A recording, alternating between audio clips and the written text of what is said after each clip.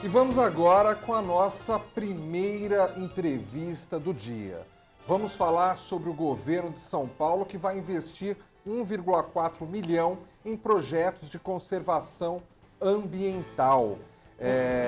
O governo do estado de São Paulo, por meio da Secretaria de Infraestrutura e Meio Ambiente, acima, lançou o edital para financiar projetos ambientais dentro das chamadas Reservas Particulares de Patrimônio Natural, a RPPN, que são unidades de conservação de domínio privado com o objetivo de conservação da biodiversidade, sem que haja desapropriação ou perda dos direitos de uso da propriedade.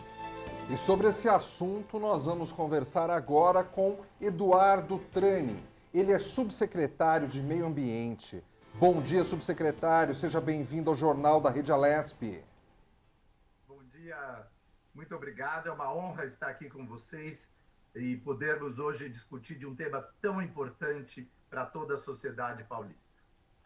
Eduardo, explica um pouquinho para a gente, o que é uma reserva particular de patrimônio natural. Bem, nós temos no Brasil um sistema chamado Sistema Nacional de Unidades de Conservação.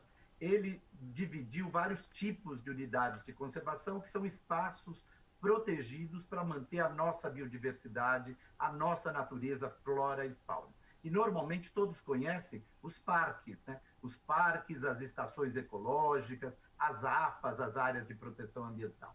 No ano de 2000 foi criado um novo tipo de unidade de conservação, chamado RPPN, que são as reservas particulares do patrimônio natural, que significa um modelo diferente em que o Estado não tem que desapropriar aquelas terras e o próprio proprietário privado, que tem uma grande propriedade e nela tem um conjunto de atributos que a gente chama ambientais, de florestas ou de nascentes, que ele, já pela legislação atual, não pode, obviamente, mudar, ele decide, então, instalar um parque, vamos chamar assim, um parque privado, esta reserva particular do patrimônio natural.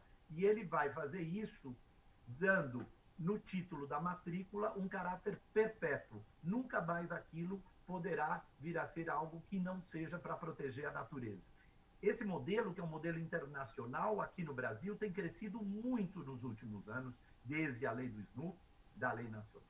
Então, nós estamos incentivando no estado de São Paulo que os proprietários privados que amam a natureza, que têm em suas grandes propriedades áreas extensas de florestas vegetadas, que elas sejam preservadas para o uso das futuras gerações, para conservar a biodiversidade, para gerar o que a gente chama os serviços ecossistêmicos para toda a população.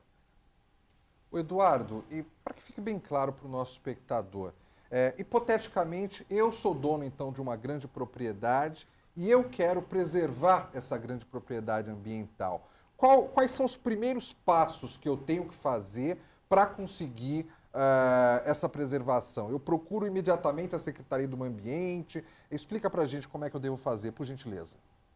Exatamente. A atribuição para fazer a análise disso é da Secretaria, hoje, de Infraestrutura e Meio Ambiente, e, em específico, da Fundação Florestal, que é a área técnica da Secretaria que está encarregada de analisar esse pedido. Será feita, portanto, a partir do desejo do proprietário privado, uma análise do que ele tem justamente de atributos ambientais. Nós vamos verificar, nós vamos visitar aquela área, nós fazemos uma análise e, ao final, damos um parecer dizendo que aquele proprietário está habilitado a ser um futuro guardião de uma reserva particular natural. E, com isso, não só ele contribui à grande causa ambiental, que é proteger as nossas florestas, as nossas nascentes, mas ele também terá algumas vantagens em relação à gestão desse território dele, que de qualquer modo continuará sempre sendo privado, mas cujo uso estará gravado na matrícula como um uso ambiental de proteção perpétua, para sempre. Eduardo, isso que você falou é bastante importante. Então, quer dizer que depois que eu procurei a Secretaria do Meio Ambiente, vai vir uma equipe até a minha propriedade, eu vou mostrar ali o que eu acho na propriedade que tem de valor de preservação, vai ser feita uma análise, né? E essa análise, para eu ter o resultado, que de repente a minha propriedade foi aprovada realmente como uma propriedade que pode fazer parte desse processo aí de referencial até, demora mais ou menos quanto tempo? Já tem um tempo aí estimado? Olha, os casos de estudos, obviamente, são variados. Depende do tamanho da propriedade, obviamente também das nossas capacidades operacionais. Eu diria, assim, para a população entender que não é um trâmite muito longo, mas nós temos tido em torno de 6 meses até a 1 ano para que essas áreas sejam, como a gente chama, efetivamente homologadas por nós, e depois nós vamos estabelecer isso, dando ao proprietário o título de proprietário de uma RPPN homologada pelo Estado. Tanto o governo do Estado de São Paulo, por meio da nossa Fundação Florestal, pode fazer isso, quanto também o governo federal fazem.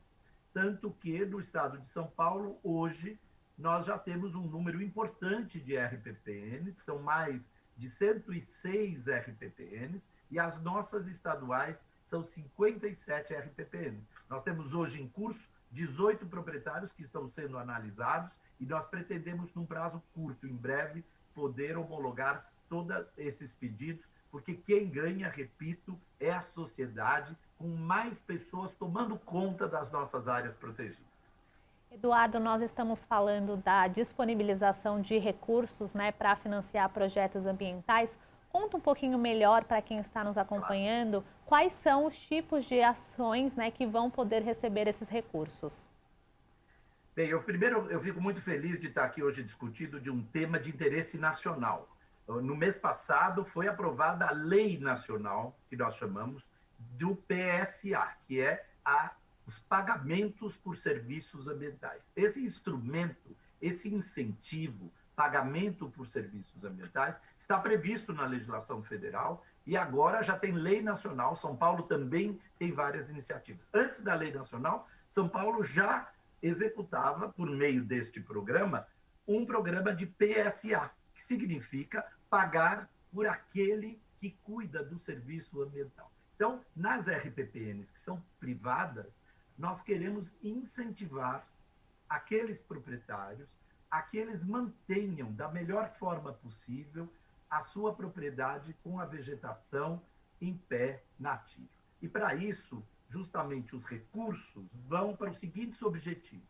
Primeiro, para a recuperação de área degradada. O proprietário tem lá a RPPN, mas um pedaço dela está degradado, está sem vegetação, ele teve problema de fogo, por exemplo, queimada. Então, esse recurso ajuda ele a fazer obras de áreas degradadas dentro da propriedade. Também o controle de exóticas. Vocês sabem que o nosso objetivo é manter a floresta nativa, né? E muita floresta é floresta plantada. Então, nós temos o que a gente chama invasão das exóticas. As outras espécies exóticas, elas ameaçam a nossa vegetação nativa. E, para isso, eu tenho que fazer uma série de medidas técnicas que têm custo. E esses proprietários, então, também poderão fazer um projeto para controle de espécies exóticas. Além disso, eles precisam de recursos para vigilância, para fazer o aceiro, que é o nome técnico daquela vala que a gente deixa entre a floresta e a outra área que tem uma via, etc., para que o fogo não chegue, justamente porque se pegar fogo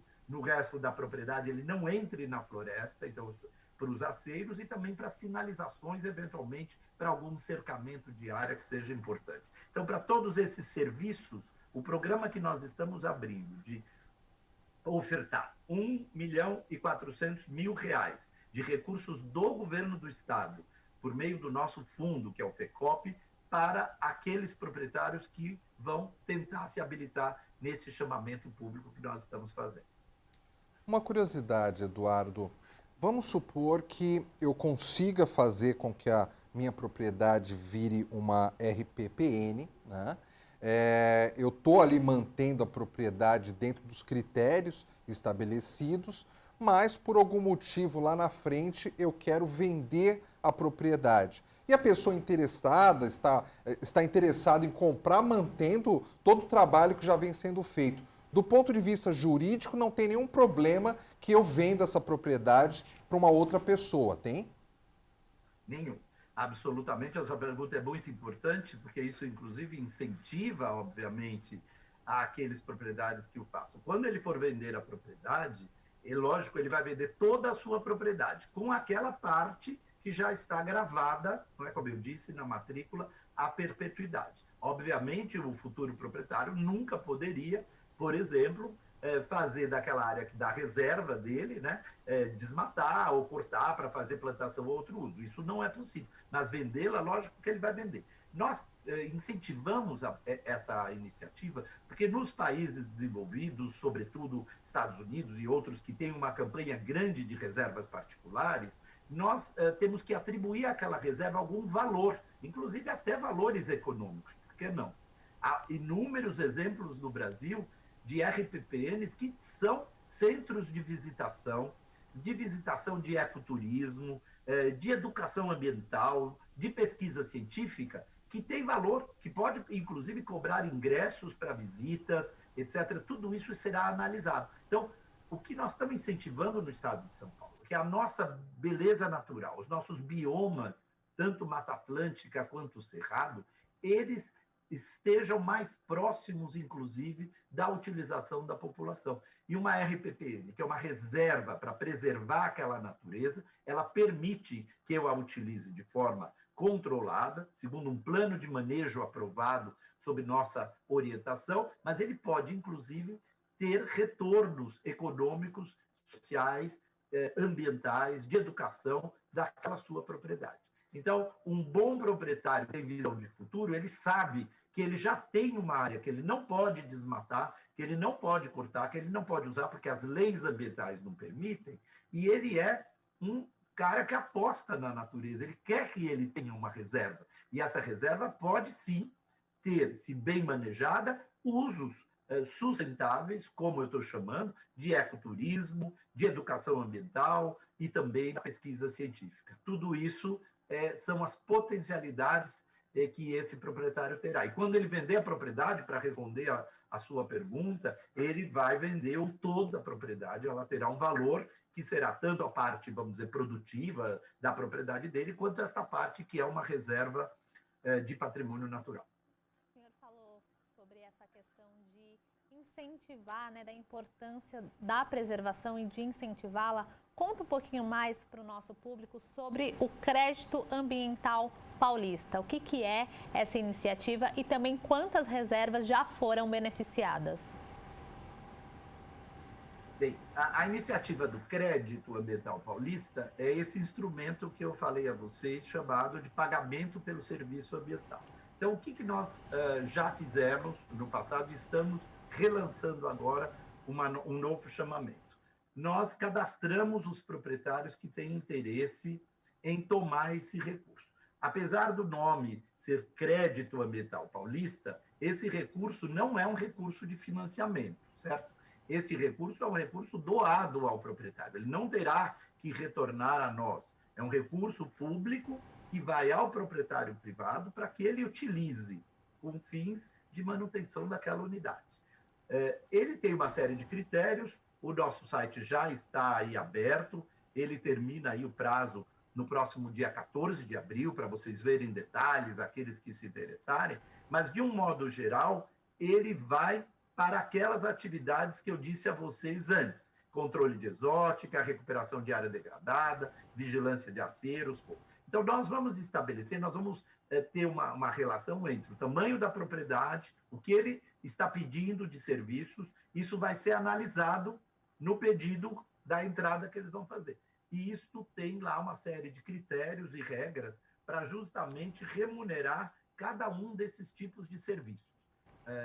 Esses serviços que podem ser remunerados, eles vão ser repassados, né, durante um período de 3 anos para o projeto apresentado. E a cada pagamento e a cada serviço, há um controle feito para isso. Ao final desse projeto de pagamento por serviço ambiental, o proprietário se beneficia porque ele melhora a condição do conjunto dos seus atributos naturais. Ele vai ter uma floresta mais segura, ele vai ter menos riscos de invasão de espécies exóticas, ele vai ter uma sinalização boa para que aquela área esteja preservada. Ganha o proprietário e ganha o Estado, e é por isso que nós estamos incentivando uma política de pagamentos por serviços ambientais ao proprietário. Esse é o programa do crédito, ele vai ter que cumprir uma série de requisitos, obviamente, está legalmente, a RPPN está em ordem, não é? E ele ainda pode, só para adiantar um pouco aqui as nossas conversas, ele ainda pode ter alguns bônus, né? Algumas melhoras. Os bônus, por exemplo, se ele tiver uma certificação orgânica na propriedade, ele pode receber um recurso a mais. Se ele tiver, por exemplo, na propriedade, um atestado de soltura de animais de fauna silvestre, porque vocês sabem que nós precisamos ter locais para poder levar a fauna silvestre que é atropelada em estradas, que é fugida ou que está em nome do tráfico de animais, tudo isso precisa voltar à natureza, né? Então, ele também pode ter uma RPPN homologada para a questão de fauna, né? E aí ele também pode ganhar um bônus a mais. E, além de tudo, nós incentivamos a que cada proprietário tenha um plano de manejo aprovado pela nossa Fundação Florestal. Este plano é um modelo, é como se fosse um plano diretor da cidade, é um plano de manejo da propriedade rural, em que ele mostra tudo o que ele tem, a sede, o que ele faz, se tem trilha, se tem serviços para serem feitos, etc. Então, esse plano de manejo é uma regra muito boa, tanto para o Estado poder fiscalizar quanto para o próprio proprietário, e que, se ele tiver o plano de manejo aprovado, que é muito importante fazer, ele tem mais ainda um bônus, ou seja, recebe um recurso a mais. Essa é a característica do que nós chamamos aí o Programa de Crédito Ambiental Paulista para as reservas particulares do patrimônio natural. Eduardo Trani, subsecretário de Meio Ambiente, muito obrigada pela participação no Jornal da Rede Alesp e por mostrar essas iniciativas que têm como intuito incentivar a preservação do meio ambiente. Muito obrigada. Sou eu que agradeço, em nome de toda a nossa secretaria, do nosso secretário Marcos Penido e também da política do nosso governador João Dória, que tem nos apoiado integralmente nas políticas de sustentabilidade, de preservação da natureza e de conservação da biodiversidade. Muito obrigado e prazer em estar com vocês aqui nessa troca de ideias. Muito obrigado. Obrigado, bom dia, bom trabalho. Eu achei muito interessante, viu, Amanda? Porque às vezes a gente fala de preservação ambiental e o dono da propriedade, ele fala, mas o que eu vou ganhar com isso, né? Então aqui existe todo um projeto que tem regras, obviamente, mas que faz de uma reserva particular patrimônio natural e faz com que o dono dessa propriedade ele possa receber uma ajuda ali governamental e também ele possa explorar até como turístico, como ponto turístico, como turismo rural. Então achei bastante interessante, acho que vale a pena um proprietário de uma área que tem uma área de preservação procurar a Secretaria do Meio Ambiente e entender mais como funciona esse projeto.